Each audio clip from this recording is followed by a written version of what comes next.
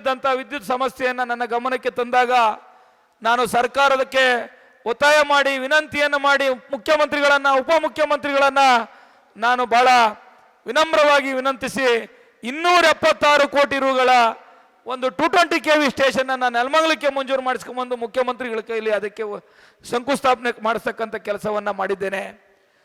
ಮನೆ ಕೇಳಿದ್ರು ಇವತ್ತು ನಿಮ್ಮ ಭಾಗದಲ್ಲಿ ಹೇಳ್ಬೋದು 2,500 ಮನೆಗಳನ್ನ ಕೇವಲ 6 ತಿಂಗಳಲ್ಲಿ ತಂದು ಬಡವರಿಗೆ ಸೂರಿಲ್ದವರಿಗೆ ಸೂರನ್ನ ಕೊಡಬೇಕು ಅನ್ನೋ ಒಂದು ಉದ್ದೇಶವನ್ನ ನಾವು ಇಟ್ಕೊಂಡು ಆ ಕೆಲಸವನ್ನು ಸಹ ಮಾಡಿದ್ದೇನೆ. ಅದರ ಜೊತೆಗೆ ಸರ್ಕಾರಿ ಆಸ್ಪತ್ರೆ ನೆಲಮಂಗಲದಲ್ಲಿ ಒಂದು ವ್ಯವಸ್ಥಿತವಾದಂತಹ ಸರ್ಕಾರಿ ಆಸ್ಪತ್ರೆ ಇರಲಿಲ್ಲ. 100 ಕೋಟಿ ರೂಗಳ ವೆಚ್ಚದಲ್ಲಿ ಸರ್ಕಾರಿ ಆಸ್ಪತ್ರೆಯನ್ನು ಮಂಜೂರು ಮಾಡಿ ಇವತ್ತು ಸಮಾಜದ ಎಲ್ಲ ವರ್ಗಗಳ ಜನತೆಗೆ ಅನುಕೂಲ ಆಗ್ತಕ್ಕಂಥ ಕೆಲಸವನ್ನ ಬಜೆಟ್ನಲ್ಲಿ ಘೋಷಣೆ ಮಾಡಿದ್ದೇನೆ.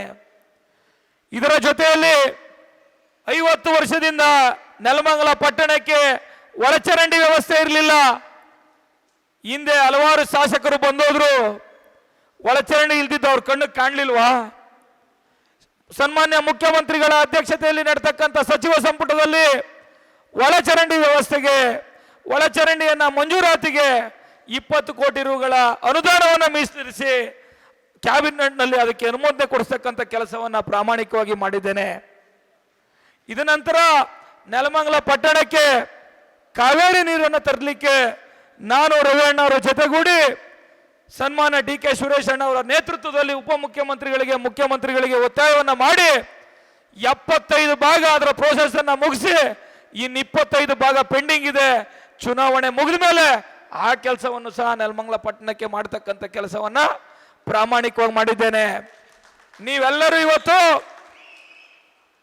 ಕೇವಲ 6 ತಿಂಗಳು 9 ತಿಂಗಳಲ್ಲಿ ನಿಮ್ಮ MLA ಅಥವಾ ನನ್ನ ಪ್ರತಿನಿಧಿಯಾಗಿ ತಾವುಗಳು ತಮ್ಮ ಗ್ರಾಮಗಳಲ್ಲಿ ನೀವೇನ್ ಮಾಡಿದ್ದೀರಾ ಅಂತ ಹೇಳಿ ಕೇಳಕ್ಕೆ ಜನ ಇವತ್ತು ಅದಕ್ಕೆ ಅವಕಾಶ ಇಲ್ಲ. ಯಾವ ಗ್ರಾಮಕ್ಕೆ ಹೋದ್ರು ಕಾಂಗ್ರೆಸ್ ಸರ್ಕಾರ, ಯಾವ ಗ್ರಾಮ ಪಂಚಾಯತಿಗೆ ಹೋದ್ರು ಈ ಕ್ಷೇತ್ರದ ಸೇವಕನಾಗಿ ಒಂದಲ್ಲ ಒಂದು ಕೆಲಸವನ್ನ ನಾನು ಮಾಡಿದ್ದೇನೆ. ಅದನ್ನ ನೀವು ಎದೆ ತಟ್ಟಿ ಹೇಳ್ಬೋದು. ಇವತ್ತು ನಮ್ಮ ಸರ್ಕಾರದ 5 ಗ್ಯಾರಂಟಿಗಳು ಶಂಕರಣ್ಣ ಬಹಳ ಅದ್ಭುತವಾಗಿ ಹೇಳಿದ್ರು. ಇದನ್ನ ತಿಳಿಸ್ತಕ್ಕಂಥ ಕೆಲಸವನ್ನ ಮಾಡಬೇಕು ತಾವು ಅಂತ ಕೇಳ್ಕೊಂಡು ಮತ್ತೊಂದು ಮಾತನ್ನ ನೀವು ಹೇಳ್ಬೇಕಾಗ್ತದೆ. ನಾನಿಲ್ಲಿ ಶಾಸಕನಾಗ್ಲಿಕ್ಕೆ ಮುಂಚೆ ಇಡೀ ತಾಲೂಕಿನಲ್ಲಿ ಭ್ರಷ್ಟಾಚಾರ ಯಾವ ರೀತಿ ಇತ್ತು, ಇವತ್ತು ಭ್ರಷ್ಟಾಚಾರ ಮಾಡಿದವ್ರ ಬಾಯಲ್ಲಿ ಬರ್ತಾ ಇರೋಂಥ ಮಾತುಗಳು ಕೇಳಿದ್ರೆ, ನಾನು ಇತಿಹಾಸದಲ್ಲಿ ಸ್ನಾತಕೋತ್ತರ ಪದವಿಯನ್ನು ಪಡೆದಿರ್ತಕ್ಕಂಥವನು, 7 ಅದ್ಭುತಗಳನ್ನು ನೋಡಿದ್ದೇನೆ, ಕೇಳಿದ್ದೇನೆ, ಓದಿದ್ದೇನೆ. 8ನೇ ಅದ್ಭುತ ಅವ್ರ ಬಾಯಲ್ಲಿ ಬರ್ತಾ ಇದೆ. ತಾವು ಅದನ್ನೆಲ್ಲ ಗಮನಿಸಬೇಕು. ಈ ಭ್ರಷ್ಟಾಚಾರಕ್ಕೆ ಅವಕಾಶವನ್ನ ಕೊಡಲಿಲ್ಲ. PDO ಇಂದ ವಾರ್ಷಿಕವಾಗಿ 3 ರಿಂದ 4 ಬಾರಿ ಹಣ ವಸೂಲು ಮಾಡ್ತಿಲ್ಲ.